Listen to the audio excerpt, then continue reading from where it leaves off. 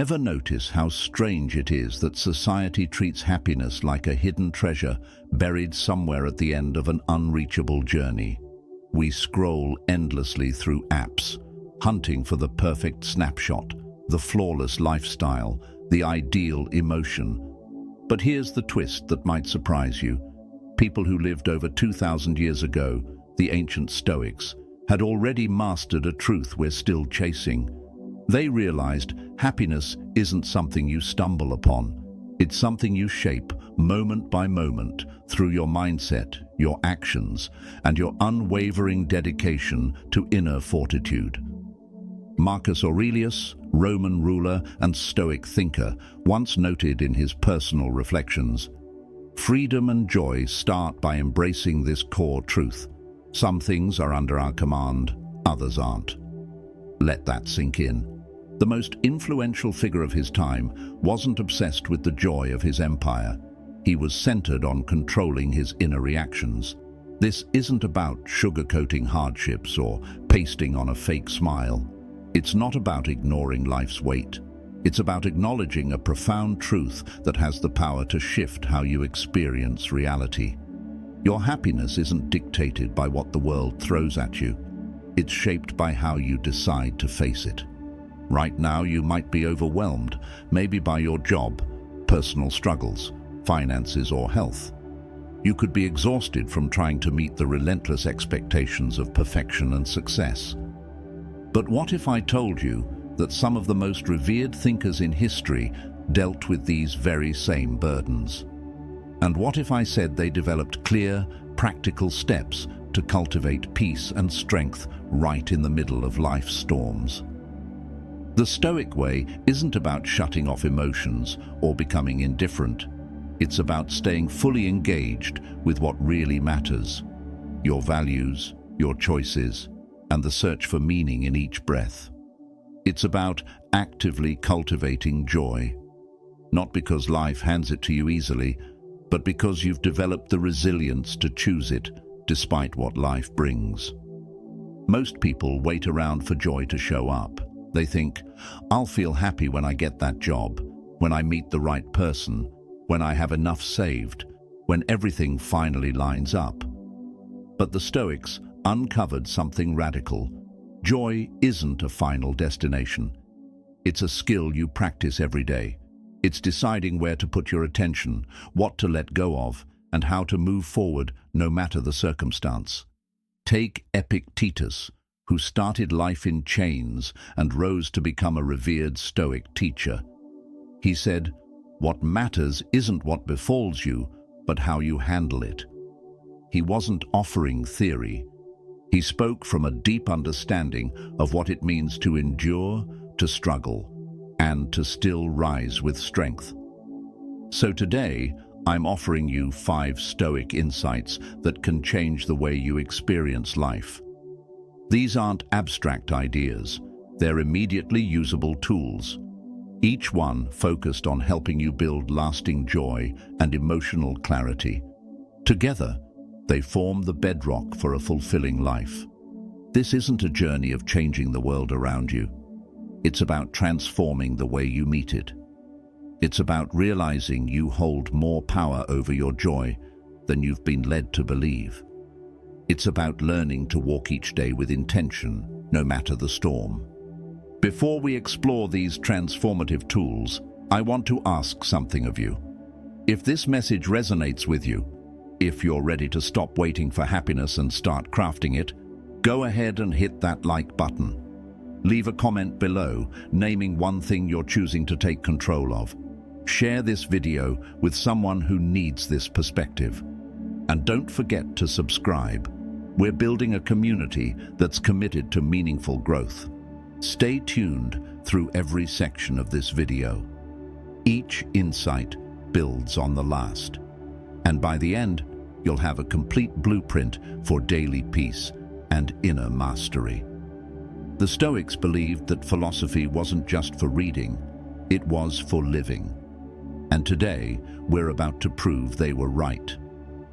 If you're ready to walk this path, type it in the comments. I choose daily happiness through unshakable strength. Number 1, reclaim your morning focus, the core of everyday joy. Here's a truth that can reshape your entire day. The first half hour after you wake up has a profound impact on how the next 16 hours unfold. Most people roll out of bed and immediately dive into their phones, emails, news feeds, messages, letting the chaos of the world fill their minds before they've even taken a conscious breath.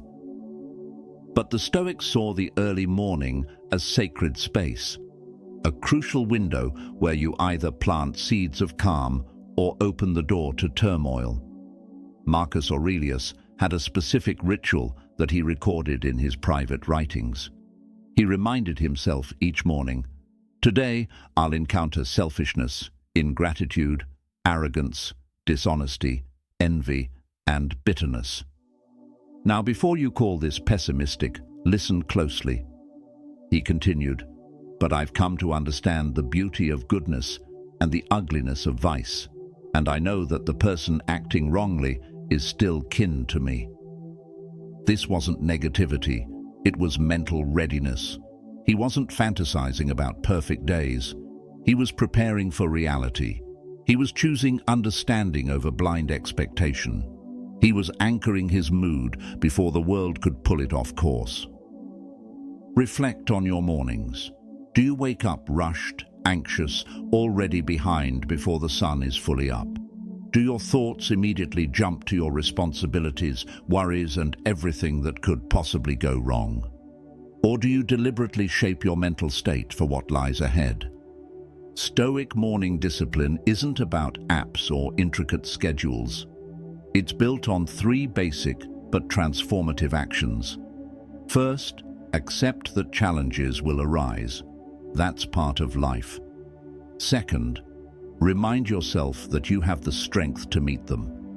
And third, choose to focus on what's in your control, your mindset, your effort, and your reactions. When you start mastering your mental state in the morning, everything changes. You become intentional instead of impulsive, prepared instead of panicked, calm instead of caught off guard. You stop hoping for a peaceful day and start crafting one. Here's something practical. Tomorrow morning, before you grab your phone or dive into problems, ask yourself 3 questions. 1. What am I grateful for right now? 2. What's one meaningful thing I can do today to grow? 3. How do I want to show up in my world today? This isn't fluffy optimism. It's strategic psychology. You're tuning your brain to favor focus and clarity. Studies in neuroscience confirm this. When you fill your thoughts with positivity first thing in the morning, you activate the prefrontal cortex, the part of your brain responsible for focus, emotion control, and decision-making. And what makes this approach truly stoic? You're not trying to micromanage the events of your day. You're deliberately controlling the way you face them. You're not setting yourself up to be crushed by unrealistic expectations. You're building the emotional muscle to adapt and endure. Seneca, another voice of Stoic wisdom, said, "Every beginning starts with the ending of another." Your morning is the launch of a new chapter, but it also marks the end of yesterday's fears, slip-ups, and limits. When you reclaim your mornings, you're giving yourself permission to begin again, to seek joy, to live with strength, and to build momentum from your very first thought. This practice is powerful because it reframes difficulty. It doesn't pretend the day will be easy. It makes you capable of handling whatever it brings. The Stoics didn't live sheltered lives. They endured wars, disasters, personal losses, and still found peace. Why? Because they trained their minds to respond instead of react. You can do the same, starting tomorrow morning. You can reclaim your first thoughts. You can decide how your day unfolds. And you can begin every sunrise with clarity, strength, and purpose. Drop this in the comments. I command my morning mindset and direct my day. Number 2, channel pain into meaning, the art of turning struggles into strength. Here's a truth that may seem uncomfortable at first glance.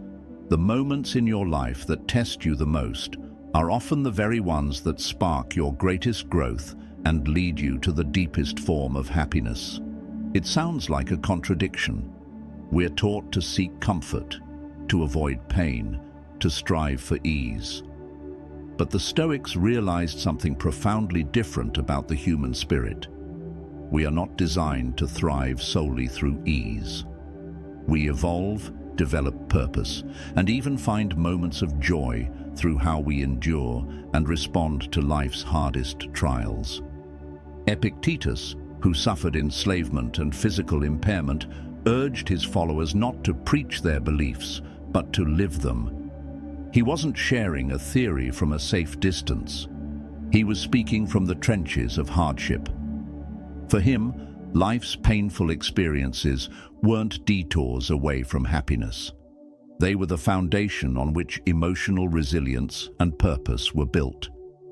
You might be facing something incredibly heavy right now. A fading relationship, a toxic job, health issues that rattle your peace, financial stress that never seems to ease. Your instinct might be to pray for relief, to wish these problems would vanish. But what if, instead of trying to escape, you could harness these very challenges and transform them into the fuel for a stronger, wiser, and more purposeful version of yourself? This isn't about denying pain. Pain is real, grief is real. The ache of loss, disappointment, betrayal, they're all deeply human. But the Stoics understood something vital. Pain isn't the enemy. It's how we interpret pain that determines whether it becomes suffering or strength. Choosing to turn difficulty into growth means asking powerful questions. What is this challenge teaching me? What qualities are being forged in me right now? Endurance, patience, humility. What kind of person am I becoming through this storm? Think about the people you most admire. Are they individuals who've never stumbled or faced hardship? Or are they people who were shaped, refined, and strengthened by life's difficulties, and emerged with grace, grit, and insight?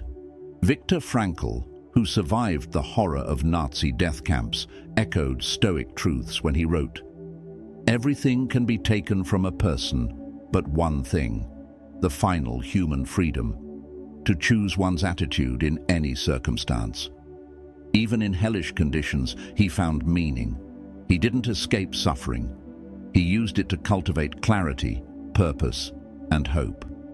This process of turning adversity into growth is what I call Stoic transformation. Step 1. Face your reality as it is, without sugarcoating, without denial. Step 2. Draw a line between what you can influence and what you can't. Step 3. Ask the growth question. How will this shape me into someone stronger, wiser, more compassionate? Here's a real-world example. Losing your job can feel like being dropped into darkness. It hits your identity. It rattles your security. But when you apply Stoic transformation, your focus shifts. You start asking, what have I neglected that I now have space to rediscover? What kind of career would actually energize me?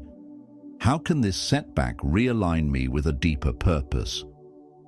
You're not ignoring the pain, you're using it as momentum, and this mindset gives you your power back. You stop waiting for things to improve before you feel better. You start improving yourself right in the middle of the chaos. What's beautiful about this principle is the way it reinforces itself.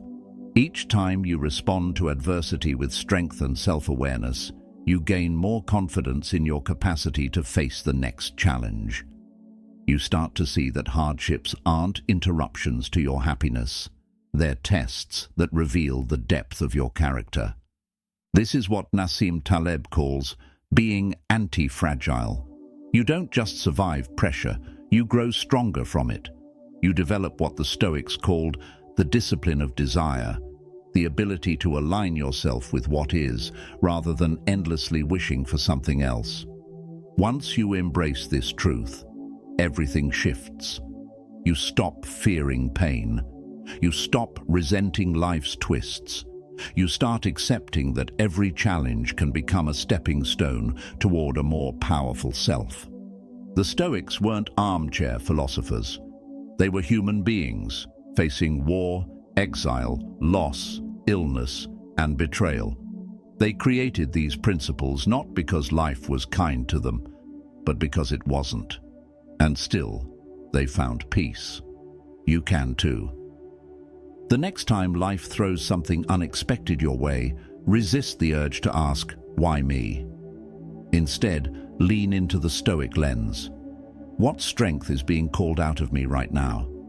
Instead of saying, "This is unbearable," say, "This is hard, and I am rising through it." These shifts aren't just semantics. They're transformations in mindset, and over time, they rewire the way you meet life. Write this in the comments. I turn my struggles into strength and purpose. Number 3, let go of control. The liberation of surrendering what isn't yours to hold. Here's an idea that might flip your entire perspective. The vast majority of your stress, tension, and dissatisfaction stems from attempting to manage what was never yours to manage in the first place. Think about it. You're probably carrying the weight of others' judgments, trying to predict the future, fix the past, or bend events to fit your ideals. But in doing so, you're waging a losing war against reality.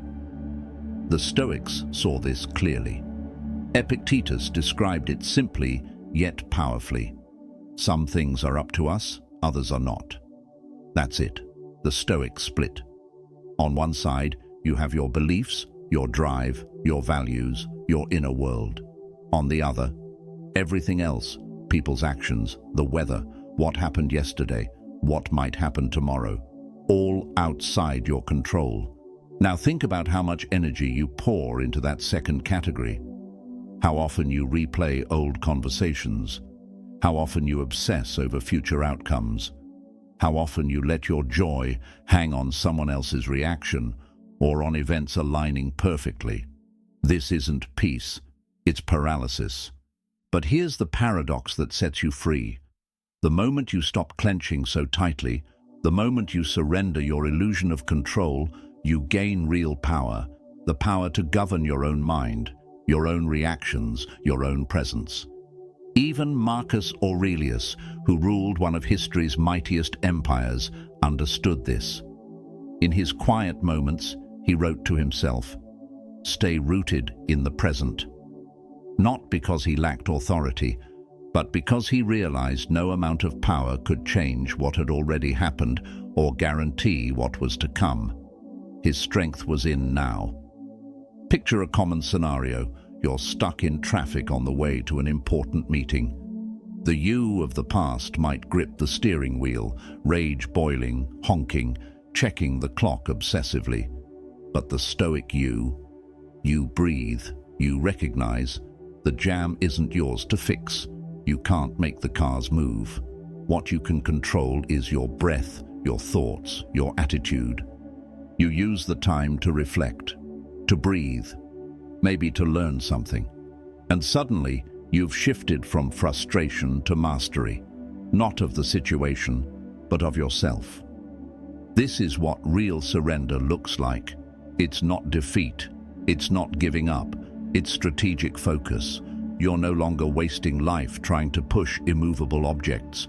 You're choosing to pour yourself into what's within reach. Your effort, your patience, your grace. Let's go deeper. Think about how this affects your relationships. The need to control others, their words, their feelings, their timelines, creates resentment, pressure, disconnection. But when you stop trying to engineer people, you start loving them for who they are. You let go of frustration and make room for understanding. And in that space, relationships heal. Seneca put it well, When one chapter ends, another begins. And in this context, that chapter ending is the chapter of trying to micromanage everything. Letting go of control is the opening to real peace, to real connection, to real life. Now be honest, this isn't easy. Society celebrates those who seize control, who dominate outcomes. We're told that successful people bend the world to their will. But here's what's missing. No one has control over results. All we truly have is influence over our actions, our effort, and our internal state. That's what Stoic control really means. It's not about being a puppet master of the universe. It's about being the master of your focus, of your energy, of your own choices. And when you start living from that place, you become unshakable. You stop draining yourself over what others think. You stop panicking over uncertain outcomes. You reclaim your mental bandwidth and start showing up fully where it matters. Here's how to begin. Throughout your day, notice the moments when your anxiety spikes. Ask yourself, am I trying to fix something I can't influence? If the answer is yes, practice the pivot.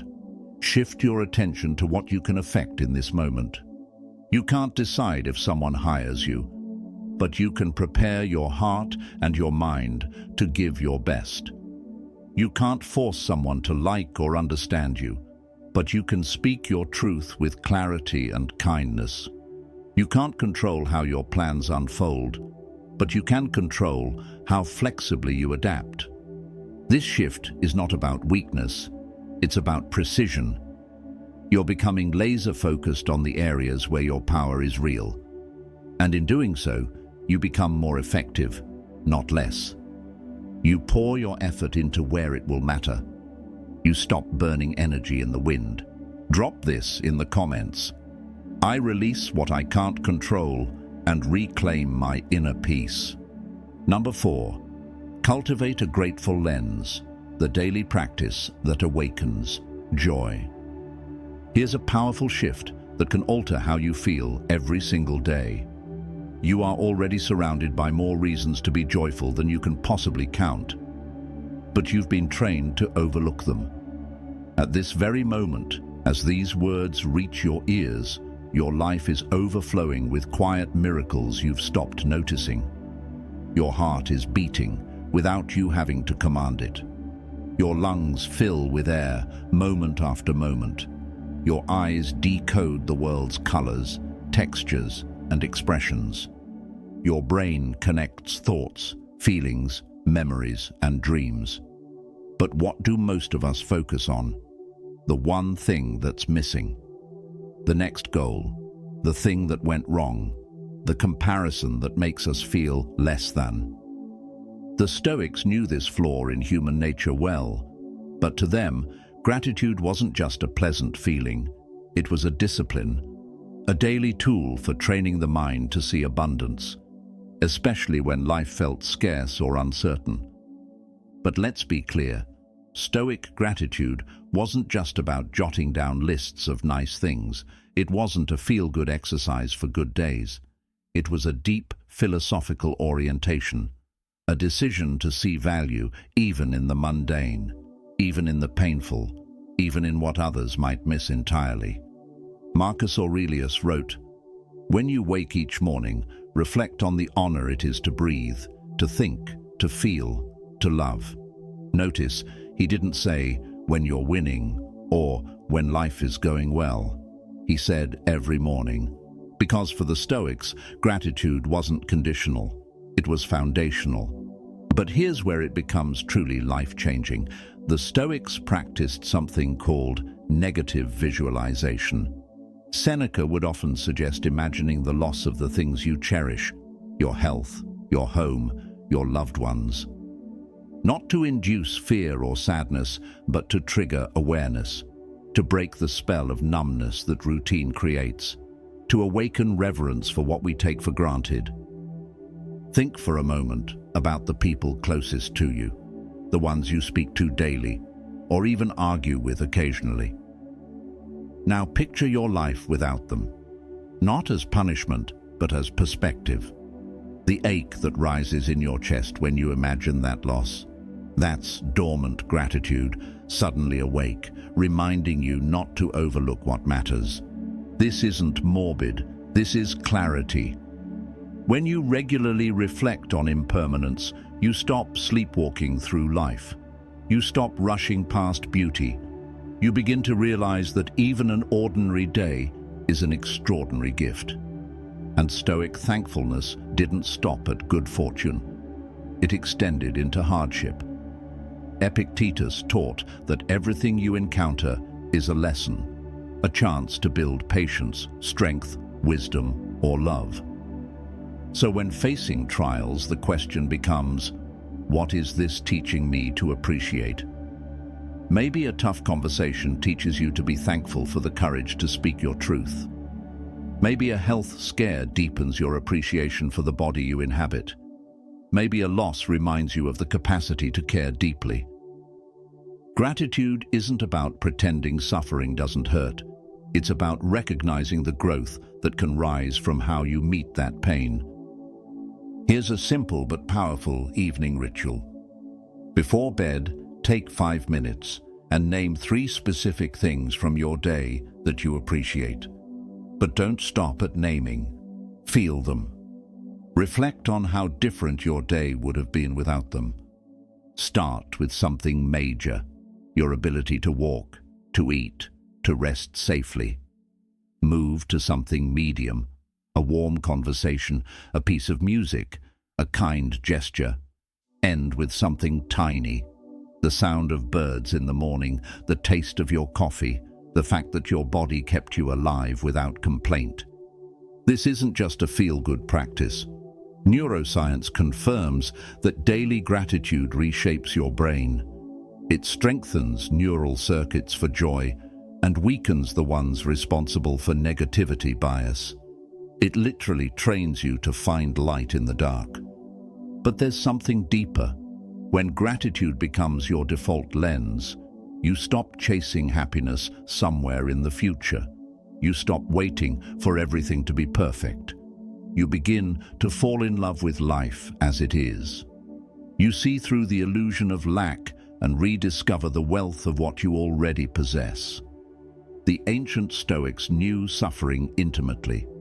They faced wars, plagues, betrayals, poverty, political exile, and yet they chose appreciation because they understood something essential. The practice of grateful awareness doesn't remove hardship, but it softens its edges and reveals the beauty still present within it. Cicero once said, "A heart filled with thankfulness is the root of all other virtues." Gratitude becomes the soil from which resilience, courage, patience, and peace all grow. So tonight, you have a choice. You can scroll through your regrets, or you can return to the present and count your treasures, many of which can't be seen, only felt. Comment this below. I witness the beauty and blessings in my life right now. Number 5, forge inner worth that can't be broken, a foundation that stands in every storm. Here's one of the most liberating truths you'll ever embrace. Your value as a person has nothing, absolutely nothing, to do with how much you achieve, how much money you have, how you look, your relationship status, or what others think of you. This message might feel radical, especially in a world that measures worth by external markers. But it holds the key to a level of peace and contentment that no external storm can take away. Most people anchor their sense of self on shifting ground. They feel confident when they're succeeding and worthless when they fall short. They glow when they're praised and collapse when criticized. They feel fulfilled only when life looks good on the outside and lost when it doesn't. This emotional roller coaster leaves them at the mercy of circumstances they don't control. The Stoics saw this trap and offered a different path, a path where your identity isn't built on sand, but on stone. where your sense of worth doesn't rise and fall with each success or failure, where your peace is rooted inside, not in what happens around you. Epictetus, who once lost everything, understood this at a soul-deep level. He taught that true wealth lies not in owning much, but in needing little. He wasn't just talking about possessions. He was talking about the strength that comes from no longer needing constant approval, validation, or perfect outcomes to feel complete. Think about the people in your life who radiate calm confidence. They're not necessarily the richest or most successful. They're not immune to problems, but they have something rare, a quiet, grounded sense of self that doesn't depend on applause. They know who they are, and that knowing isn't shaken by criticism or setbacks. That's Stoic inner wealth. It's built on your values, your effort, your ability to stay true to your path even when no one's watching. It's found in becoming someone you respect, regardless of how others measure you. This doesn't mean you give up on goals or stop growing. It means you no longer place your emotional survival in the hands of outcomes. You stop letting your self-esteem rise and fall with wins and losses. You begin to enjoy the process, the daily discipline of becoming who you want to be. Marcus Aurelius, a man surrounded by riches and power, understood this clearly. "Very little is needed to upset us," he wrote, "but only our judgment decides whether it does." In other words, even a king is disturbed not by events, but by his opinion of them. Real strength comes from mastering those opinions. And here's the magic. When your worth isn't attached to external validation, your relationships deepen. You stop craving approval. You stop taking everything personally. You stop needing others to constantly reassure you. And in that emotional freedom, you become a better listener, a more present friend, a more loving partner. It also changes how you face failure. When your worth isn't tied to never making mistakes, you can take risks, try new things, fall, and get back up, without the fear of losing yourself in the process. Failure becomes data, not identity. So how do you build this inner foundation? Start by reflecting daily, not on what you did or didn't achieve, but on the person you're choosing to be. Ask, what kind of human do I want to be regardless of results? How do I treat others regardless of how they treat me? What values do I live by even if no one notices?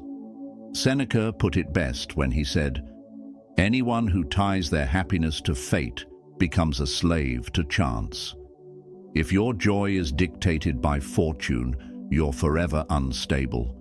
But if your worth is grounded in your principles, in your kindness, your courage, your effort, then no failure, no rejection, no downturn can take it away. This kind of strength isn't built overnight.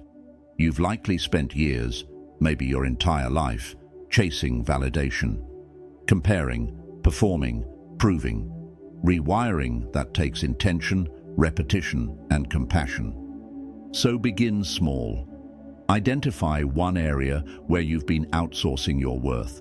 Maybe it's your job, your looks, your social following, or someone else's approval. For the next 7 days, commit to shifting the focus inward. Celebrate effort, not applause. Honor your progress, not perfection.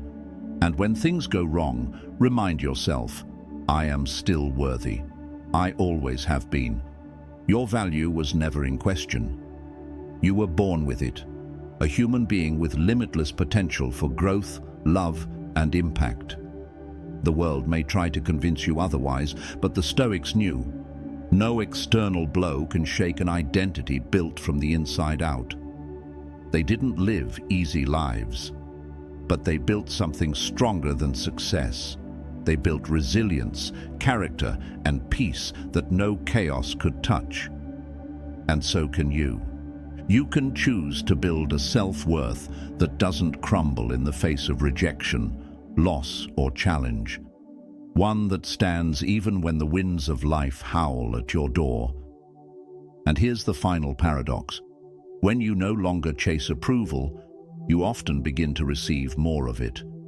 But by then, you've outgrown the need. And that's the moment you know you are finally free. Post this in the comments. My value is rooted in who I am, not in what happens to me. Conclusion. Your daily path to peace, strength, and true joy. As we come to the close of this journey, I want you to take this truth with you. Happiness is not a prize handed out by fate. It's not something you stumble into by accident or wait around hoping for. Happiness is a craft, built daily through your focus, your habits, and your decisions. The 5 Stoic principles we've walked through today aren't abstract theories. They're real-world tools, sharpened over centuries, used by people who faced immense hardship and still chose peace. Now, they belong to you. You've learned how to reclaim your mornings, to set the emotional tone of your day by anchoring your mindset before the world has a chance to hijack it. You've discovered the strength in transforming hardship into purpose, choosing growth, clarity, and meaning instead of surrendering to defeat. You've begun to let go of the exhausting urge to control everything, and found the relief that comes from narrowing your focus to what's truly in your hands. You've seen how a grateful lens can change everything, not by making problems disappear, but by showing you the quiet wealth already around and within you. And you've started to construct a sense of self that doesn't collapse under pressure. A deep, steady worth that rises from your character, not from applause. But knowledge on its own is just potential. The real change, the one that shifts how you feel, think, and live, comes only when you apply what you've learned. So here's your invitation. Don't try to master all 5 principles at once. Choose just one, the one that speaks most directly to where you are right now. Commit to practicing that principle for the next 7 days. Make it part of your morning. Use it during challenges. Reflect on it before bed. Watch how your experience of life begins to shift. Not because life suddenly becomes perfect, but because you become stronger, calmer, more rooted. This is what the Stoics understood. They didn't invent these ideas in peaceful times. They built them in the fire. They shaped these tools in response to betrayal, war, illness, political persecution, and death. And yet, they didn't let those events steal their joy. They didn't wait for life to be easy to choose meaning. Neither should you. You have that same choice. You have that same power. Every day, in every moment, you can practice becoming who you were meant to be. Not through perfection, but through presence and principle. Your joy doesn't belong to luck. It doesn't depend on the market, or the news, or whether everyone likes you.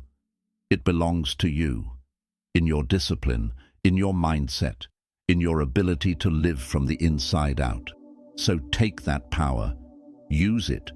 Build a life not based on appearance, but on alignment. Not on chasing outcomes, but on mastering how you meet them. Not on waiting to feel better, but on becoming better, moment by moment. If this message spoke to you, if something in it stirred your awareness, your hope, your readiness, then do this. Hit the like button right now to let us know this matters to you. Comment below with your biggest takeaway, or the one principle you're committing to practice first.